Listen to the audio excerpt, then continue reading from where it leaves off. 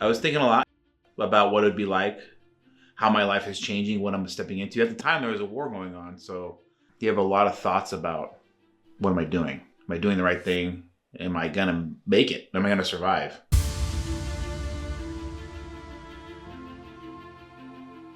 I wanted to get in the Navy because I was working a pretty dead-end job. Also was not going anywhere in that job, having just graduated high school. I decided it was time for me to step it up, and that was kind of it. The morning day I left for boot camp, the feelings I had were anxious and nervous, but knowing that it would be challenging.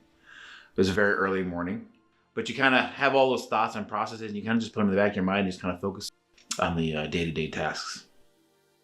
I don't think I was nervous about going to boot camp until we probably got off of the airplane. And they had a USO there.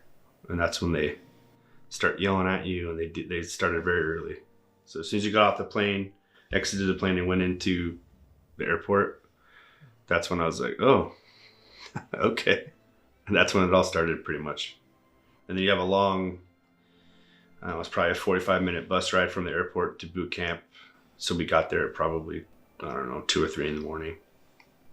So in boot camp, I was injured. What I sustained was 2 fractured metatarsals. So I'm on my run.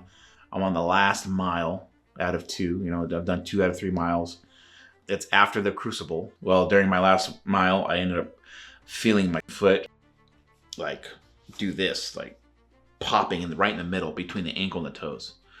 And I remember excruciating pain and feeling of tightness in my shoe, so immediate swelling. And I went from a run to a hobble, and I knew something was wrong, and I knew I was in trouble of losing my graduation day from there. Everything was disappearing. I still finished the physical fitness test, ran on a broken foot for a little bit under a mile. I had drill instructors behind me yelling at me, screaming at me, even with a broken foot, to finish. And so I did. And then that night, we have to do a inspection.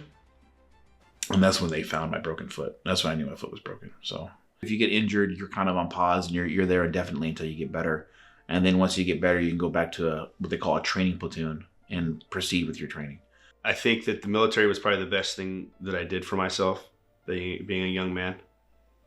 I think first and foremost, it challenged me, and I finished it. I did it. Accomplished boot camp.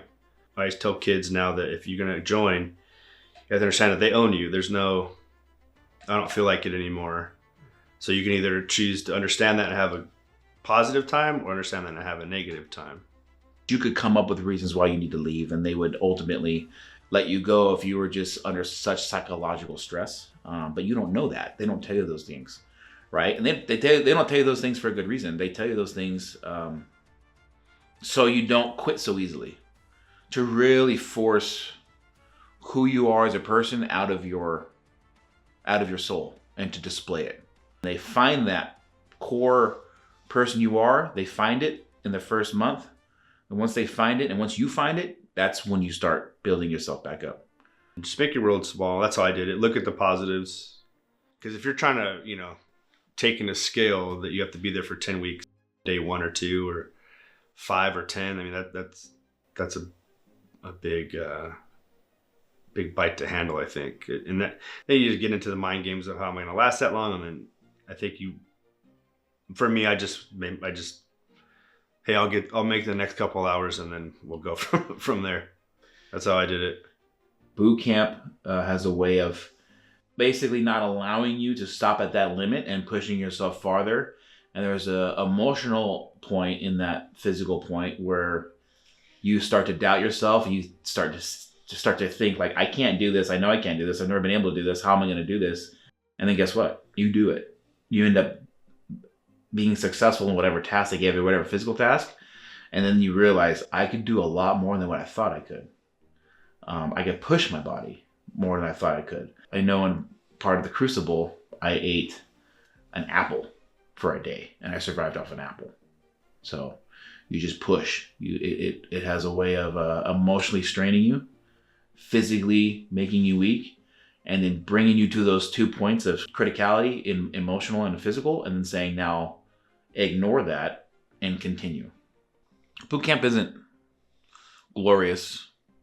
That sense of accomplishment on graduation day is a huge step, because they make it a big deal, because for 3 months, you don't even refer to yourself as yourself. You refer to yourself in the third person. And instead of being part of a group of 100 guys, you are now a part of a 255-year legacy. It's probably the biggest of realizing what you've accomplished and the reward that came after 3 months of straight hell.